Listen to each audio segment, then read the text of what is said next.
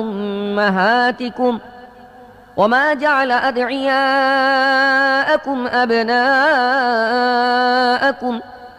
ذلكم قولكم بأفواهكم والله يقول الحق وهو يهدي السبيل।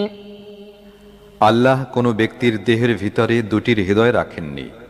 তোমাদের যেসব স্ত্রীকে তোমরা জিহার করো তাদেরকে আল্লাহ তোমাদের জননীয় করেননি এবং তোমাদের পালক পুত্রদেরকেও তোমাদের প্রকৃত পুত্র করেননি। এসব তো হচ্ছে এমন ধরনের কথা যা তোমরা সম্মুখে উচ্চারণ করো, কিন্তু আল্লাহ এমন কথা বলেন যা প্রকৃত সত্য এবং তিনি সঠিক পথের দিকে পরিচালিত করেন। ادعوهم لآبائهم هو أقسط عند الله فإن لم تعلموا آباءهم